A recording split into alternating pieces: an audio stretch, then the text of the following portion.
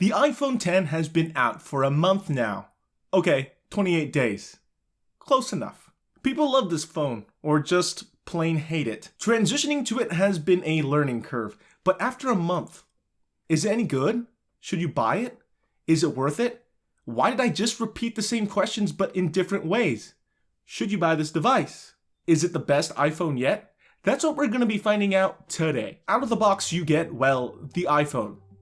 What else did you expect? Something else? The iPhone itself is built really well with a nice glass back and a shiny metal trim. A big departure from the iPhone 6 and 7's design and more towards the OG iPhone and iPhone 4's design language. Because innovation is appealing to your nostalgia.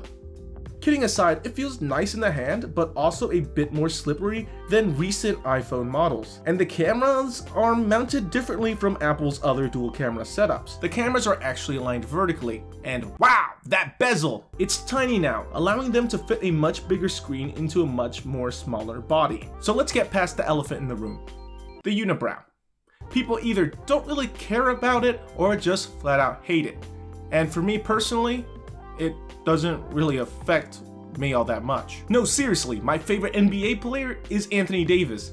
Clearly, unibrows don't affect me. It's slightly annoying at first, but you get used to it because it just blends in with all the other apps. Because, well, some apps aren't optimized for the iPhone X and display a black bar similar to having an iPhone 8. Apple quality. For apps that do utilize the unibrow thing, it looks pretty good. They make great use of the extra screen real estate. The biggest issue with the unibrow is that anything but the default icons don't get displayed. That means if you have the phone on screen rotation lock or the do not disturb mode, you wouldn't be able to tell unless you pull down the control center. Hopefully Apple eventually updates the software, allowing you to change the icons to what you want instead of a battery indicator that doesn't even show how much percentage is left.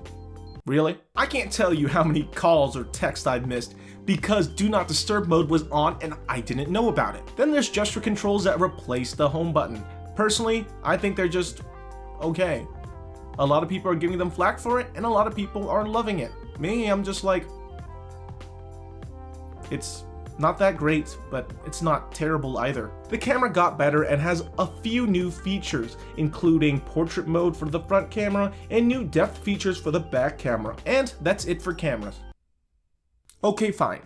Then there's Animoji, which I gotta admit, I do use quite a bit. Love it or hate it, these are gonna be sent to you a lot.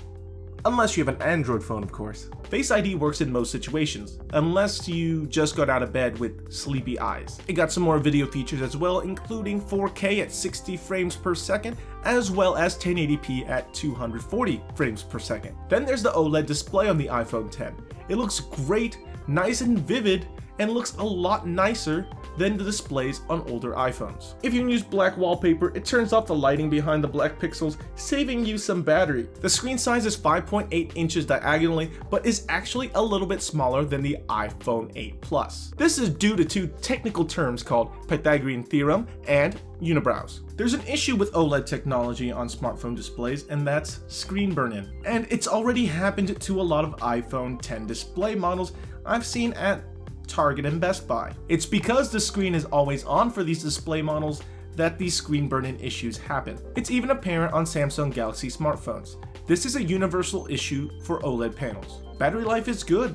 After a whole day of usage, I have around 30% left. This is, of course, with the dark wallpaper to drain less battery. Overall, what I can say is they took everything of last year's model and improved it, except for the removal of Touch ID and the home button. Apple put a bigger and better display into a body that's slightly larger than their iPhone 8. Finally changed the design after 3 years and was successful with this phone. If you're upgrading from a 2 to 3 year old smartphone to the iPhone X, then go ahead. There's still some software kinks, but they're still polishing it and it's looking good so far. If you're sitting with an iPhone 7, wait another year. By then, they'll probably fix all the kinks and the phone will be way more polished and cheaper. Well, that's what I think. Anyway guys, I hope you guys found this video useful. If you enjoyed it, give it a thumbs up, comment, and well, don't forget to subscribe. I'll see you guys next time.